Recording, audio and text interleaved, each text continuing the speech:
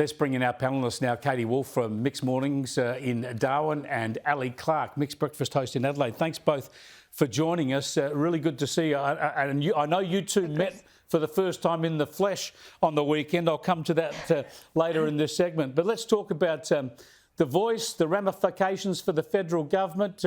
Let's start with you, Katie. What's the vibe like in the Territory, where the voice no vote was again outpolling the yes vote? What are the ramifications, do you think, both in the Territory and nationally? Well, I think that we're in a situation in the Northern Territory where we've been spoken about, we've certainly been focused on a lot in recent months, but now there's probably quite a few of us wondering whether anything's actually going to change in the Northern Territory. And the vibe, over the last few weeks has really been that Jacinta Price and the messaging that she was getting out there was cutting through to Territorians. They were agreeing with what she had to say.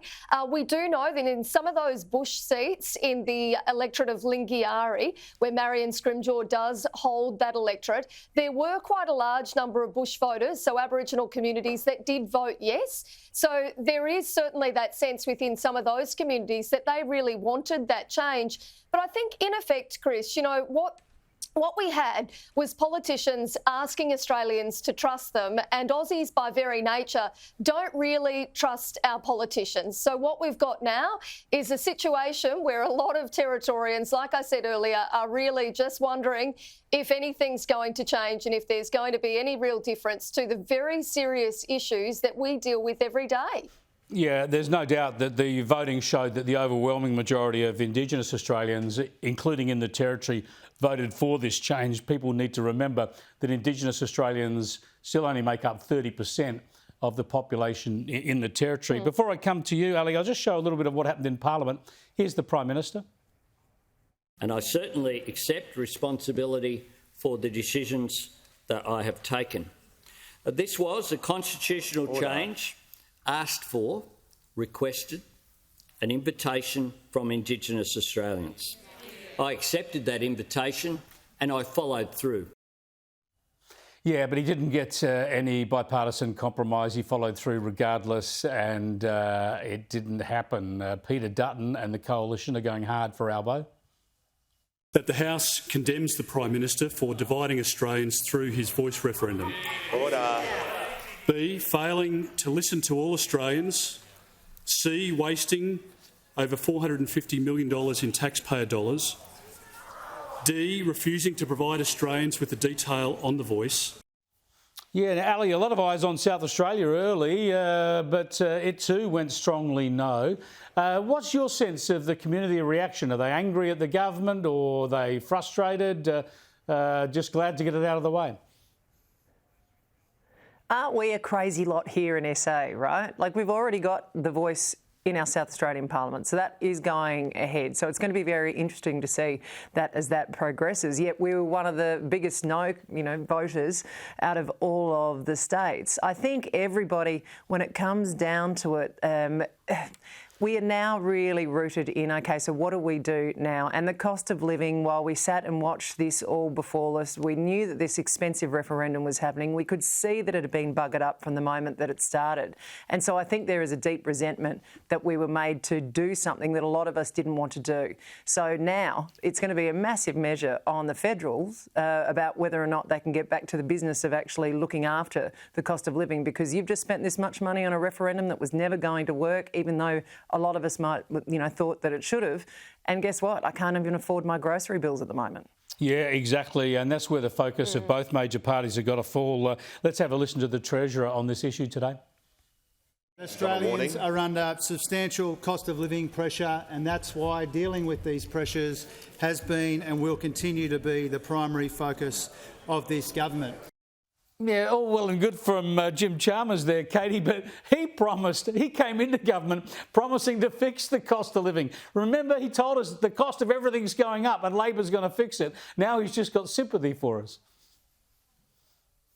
Well, the thing is, the government and the opposition now need to pivot. You know, they've all been very distracted by the voice and have poured an enormous amount of money into the referendum. But like Ali had pointed out, you know, right now, Australians are suffering. They're struggling with the cost of fuel. They're struggling with the cost of rent. You know, they're struggling with their mortgages, and all of these things continue to go up. But we're not really getting any solutions from either side of politics. I understand that the Labor Party is in power, but both have become a bit of a one-trick pony here, where they're all talking about the voice. All the while, Australia is suffering through that cost of living crisis, and there doesn't really seem to be any answers as to how they're going to help, let's face it, the working class and really try to sort this cost of living crisis. Yeah, now super producer Tom has actually got a little memory jogger here for us about the cost of living. This is pre-election. We understand that Australian households and small businesses are still under the pump. For people who are doing it tough, we know that Australians are still under the pump. We understand that people are still under pressure. Australians are doing it tough. We know that people are doing it tough. There are a lot of people doing it tough, and people are doing it tough. Forgive me, that's since the election. He's been Treasurer through that period, but that just shows us, Ali, he knows we're doing it tough. He tells us every day we're doing it tough, but he's not doing much to help us. I'll tell you what, I need a super producer like Tom around my house to keep reminding my children of all the promises and words that they keep throwing out ad nauseum, that's for sure. I know, and that's the thing, right?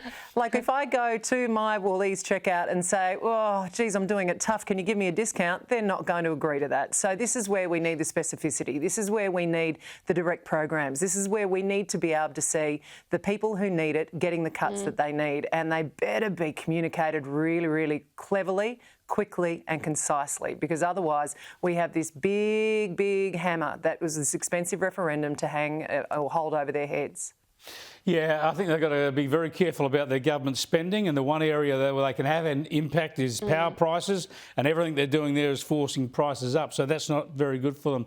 Let me change the topic and go to a tragic death, and I always focus on these because they become a little news story that go aside. But I've got a real bee in my bonnet, under my bonnet about dog attacks, especially fatal attacks. So often young children are hurt and have been killed. But here, a 66-year-old man in Tasmania has been mauled to death by his dog, and his wife's in hospital with serious injuries. It keeps happening. Every 3 or 4 weeks, Katie, we get someone either killed or really seriously injured by these dangerous dogs.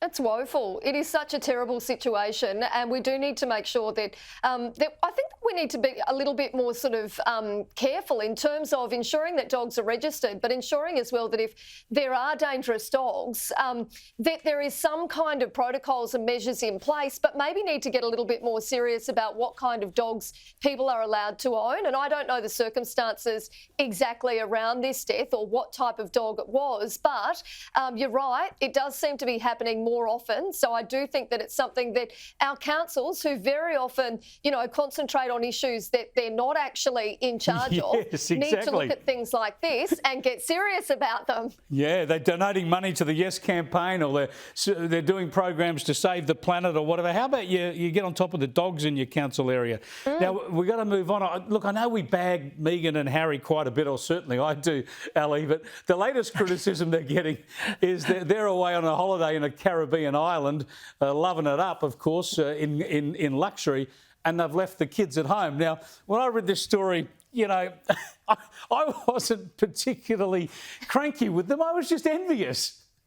Don't you and your super footy coaching ruckman husband want to get away without the kids every now and then? Yeah. Are you joking? I mean, let me tell you, we're not going to any Caribbean hideaway. We might go to Albury Wodonga on a really long road trip. That would probably be about it. Stay in one of those hotels where you've got to tilt the kettle to get the water into it out of the bathroom sink. But honestly, like, I know that these guys are easy picking, but lighten up. I really firmly believe that, yes, you've got to be a good parent, but if you're not a good couple and you're not feeling good about yourself, you're going to be a pretty shoddy parent. So I guess they're very, very lucky that they wouldn't have had to get baby babysitters, they could have got nannies, exactly. and away they went. Exactly. Again, I'm just envious. Now, I've got to get to this. I think we've got a picture here of you guys meeting up at the Radio Awards in Sydney on Saturday night. Not only did you get to meet each other in the flesh for the first time after being on this panel together for a long while, you both got ACRA awards. So congratulations to you both.